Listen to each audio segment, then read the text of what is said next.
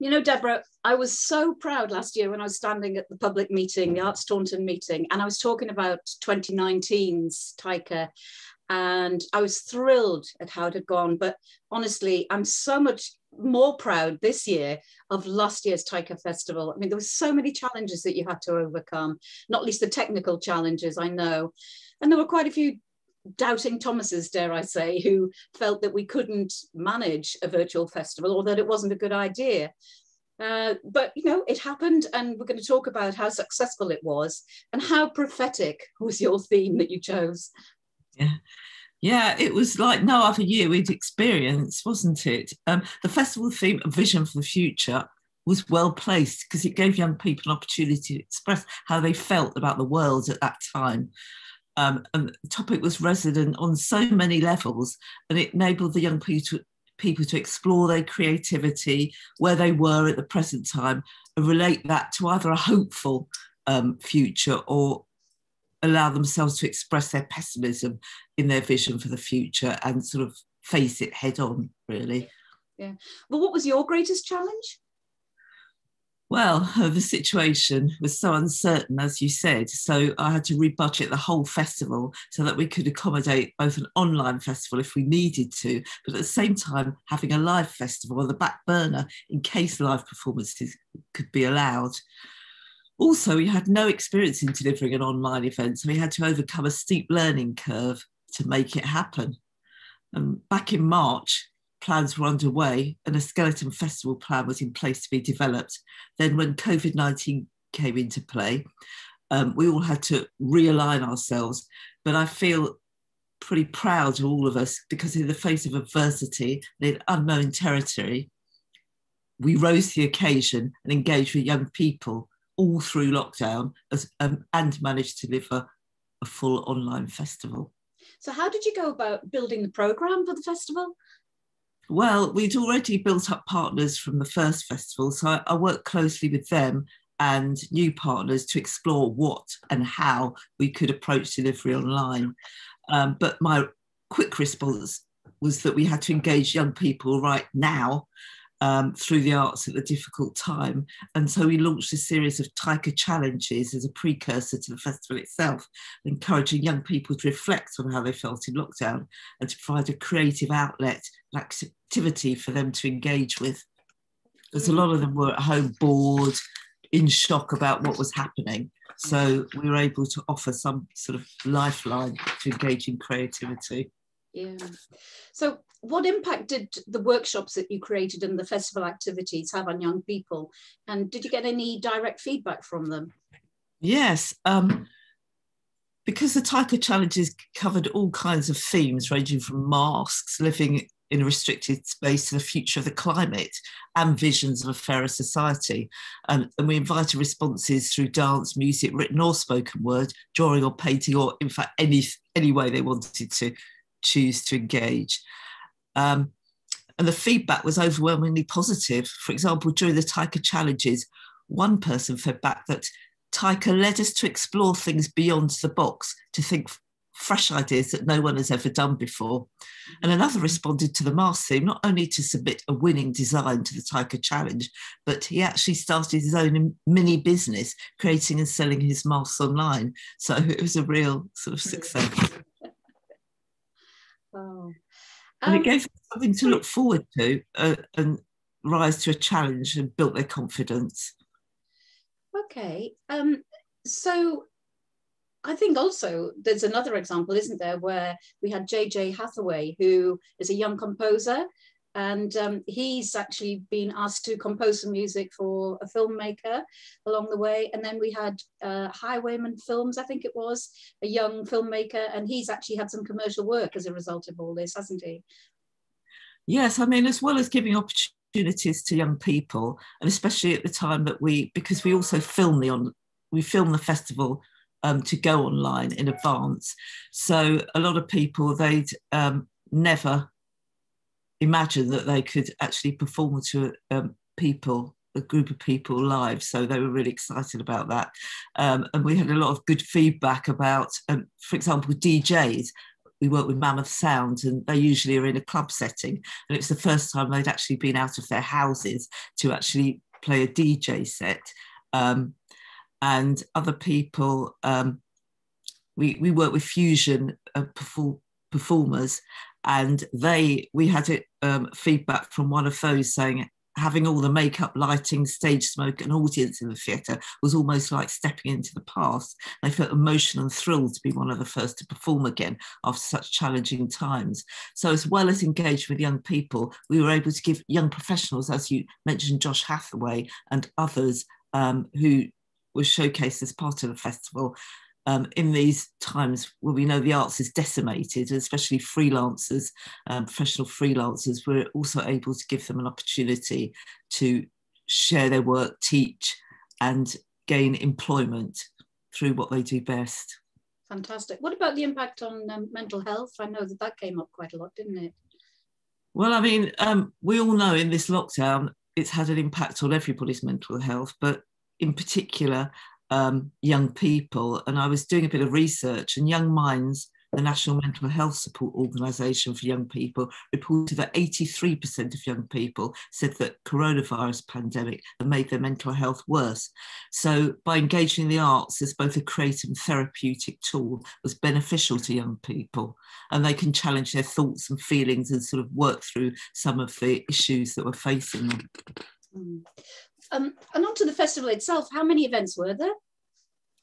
Well, we managed to deliver 11 events, and that was preceded by a visual arts competition that was open to all schools and colleges in Taunton. And we also commissioned 2 special online works. One was music for film, and the other was a multimedia film. And we also delivered 6 online workshops, and in addition to the pre-festival series of Tyca Arts Challenges. You know, I've got some statistics in front of me, so I'm going to pull some of them out from the evaluation.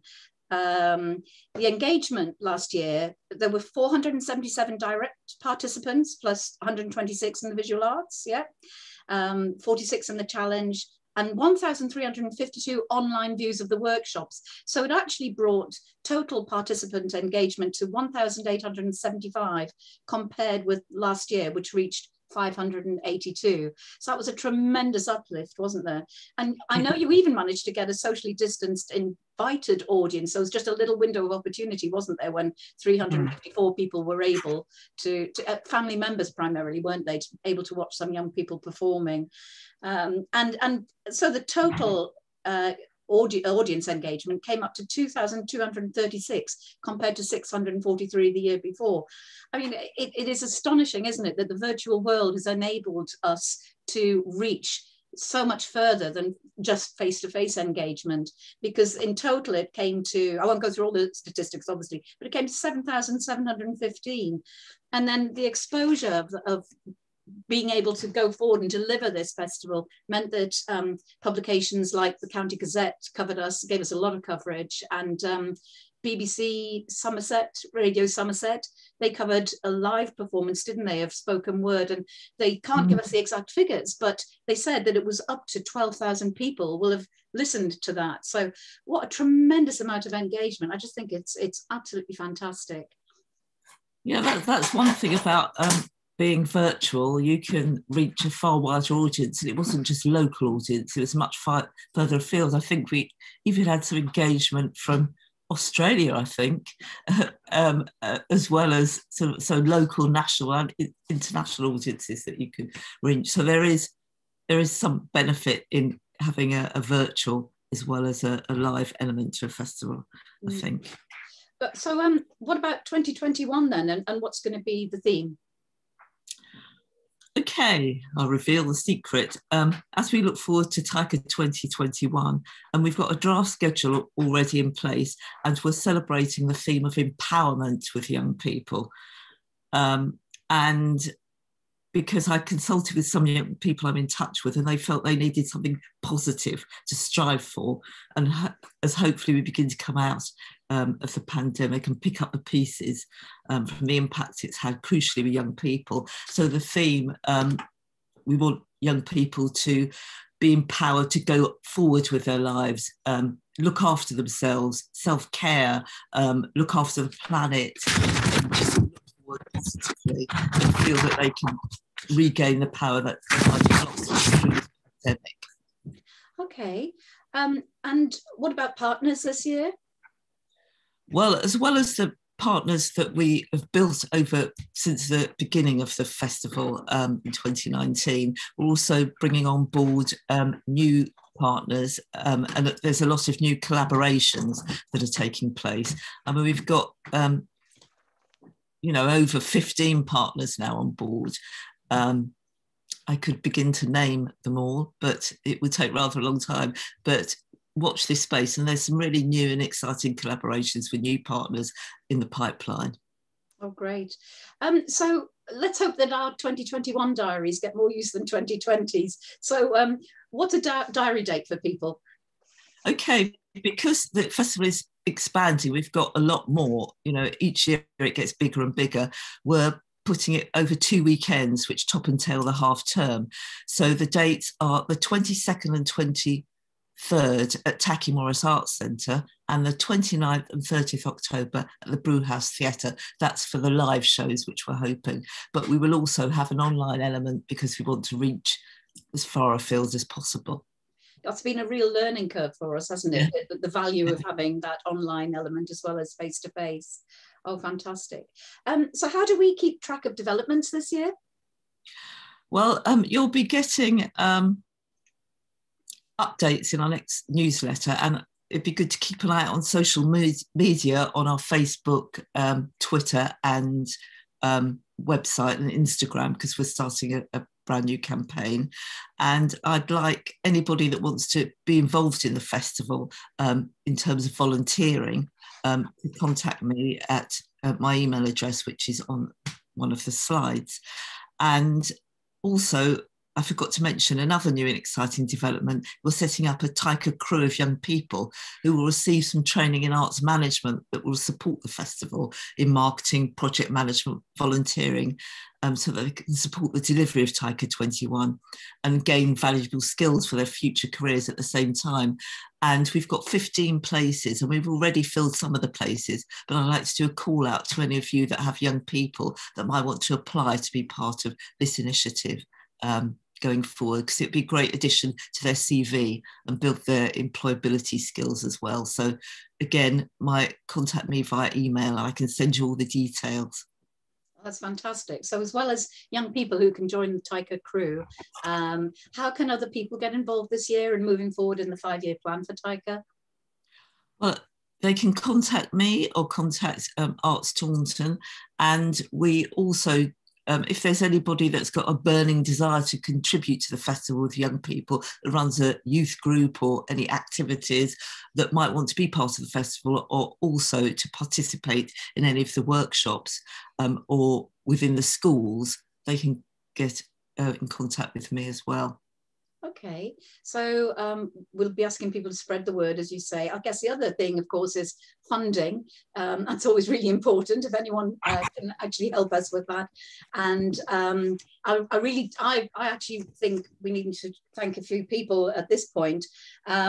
Huge thanks to Somerset Western Taunton Council and to the Brown Sword Charitable Foundation, to Dr. Timothy Schroeder and the Schroeder Charitable Trust, Trevor Smallwood, Philip Gibbs, and the many other very kind people and organisations that have actually funded us last year and the year before. I think from Arts Taunton's board's perspective, the other call out would be if anyone would like to be involved in the board activities, supporting Arts Taunton and Tyca in particular, of course, you could be seconded to the board or become a board member. If you've got a real enthusiasm for supporting young people in this way in the arts, which is so crucial nowadays, even more with this pandemic, then please get in touch with us. And the other thing is, we had celebrity endorsement, didn't we, this year from Ian McNeice, but what we're really crying out for is a famous young person to join with us and help promote Tyca Festival. So I think if anyone's got any contacts in that respect, please dust off your address books and let us know. So Deborah, I'm just going to end now. I'm really sorry that I can't be at the virtual public meeting, but it's been great talking to you and getting a catch up. And I know that you'll be there to take any questions after this presentation. So thanks ever so much. Thank Bye. you. 2021 festival.